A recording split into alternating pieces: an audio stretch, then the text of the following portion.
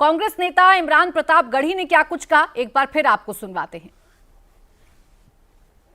शुक्रिया। ये बहुत अच्छा फैसला है और सरकार की साजिश और सरकार की मंशा पर माननीय उच्चतम न्यायालय ने बड़े पैमाने पर रोक लगा दी है, अंकुश लगा दी है।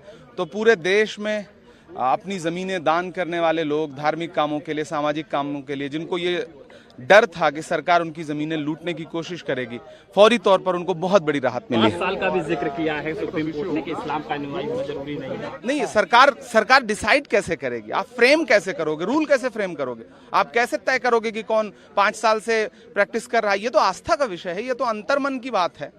तो माननीय उच्चतम न्यायालय ने इन तमाम संवेदनात्मक पहलुओं को और छोटे छोटे पहलुओं को देखा है। तो मैं बहुत खुश हूं और मुझे अच्छा लग रहा है। एक बहुत बड़ी लड़ाई है इस देश में वक्फ की जमीनों को बचाने की, हम उस लड़ाई को लड़ते रहेंगे। वक्फ की जमीन को बचाने के लिए हम लड़ाई लड़ते रहेंगे, ये कहना है। अभी आपने इमरान प्रताप गढ़ी को सुना और ये इसे राजनीतिक तौर पर भी एक बड़ी कामयाबी के तौर पर देख रहे हैं। अभी थोड़ी देर पहले हमारे सहयोगी शोएब ने भी उनसे बात की तो ये बोल रहे हैं कि राजनीतिक कामयाबी भी है और मैं तो इसे न्याय की लड़ाई में अपनी जीत की तरह इसे देख रहा हूँ। मुस्लिम पर्सनल लॉ बोर्ड की जीत के तौर पर इसे देखा जा रहा है। हमारे दोनों से सहयोगी शोएब और अतुल लगातार हमारे साथ जुड़े हुए हैं। एक बार अतुल फिर से सिलसिलेवार तरीके से बताएं, वो कौन कौन से पॉइंटर्स ऐसे रहे जिस पर एक बड़ी राहत इस वक्त मुस्लिम पर्सनल लॉ बोर्ड देख रहा है।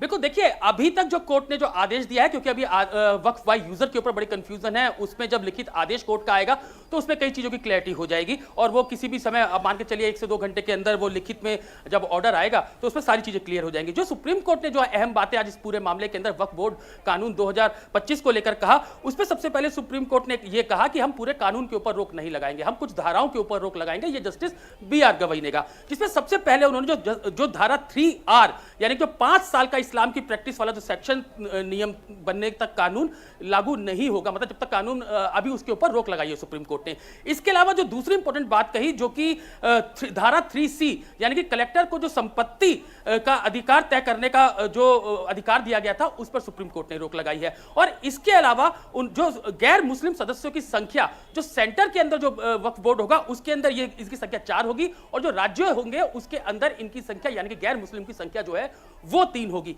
धारा 23 यानी कि जो धारा 23 के तहत सुप्रीम कोर्ट ने यह कहा कि एक्स ऑफिशियो अधिकारी मुस्लिम समुदाय से ही होगा, यानी कि जो एक्स ऑफिशियल मेंबर होगा वो सुप्रीम कोर्ट में, वो भी ये सुप्रीम कोर्ट ने बोला कि वो भी मुस्लिम समुदाय से होना चाहिए। लेकिन गैर मुस्लिम समुदाय जो सेंटर वक्फ बोर्ड होगा उसमें 4 लोग हो सकते हैं और जो स्टेट वक्फ बोर्ड होगा उसमें 3 लोग हो सकते हैं। साथ ही सीजीआई ने जो सबसे इंपॉर्टेंट बात यहां पर यह बोली कि सिर्फ रेयरेस्ट ऑफ रेयर की स्थिति में ही कानून रोक का आदेश दिया जा सकता है, जो यानी कि जो वक्फ कानून 2025 है। इससे पहले भी हमने सुनवाई के दौरान ये देखा था कि जस्टिस BR गवई जो सीजीआई हैं उन्होंने इस बात को कहा था कि जो कानून संसद से पास हो चुका है, कानून बन चुका है और उसके ऊपर अगर रोक लगाई जाती है तो उसके लिए कोई ठोस सबूत होने चाहिए। तो अभी जो इंतजार है वो वक्फ वाई यूजर का है, जब लिखित में ऑर्डर आएगा तो उसमें पूरी बातें लिखी होंगी। बिल्कुल बिल्कुल अतुल, आपका भी और शोएब आपका भी इस पूरी जानकारी के लिए बहुत शुक्रिया।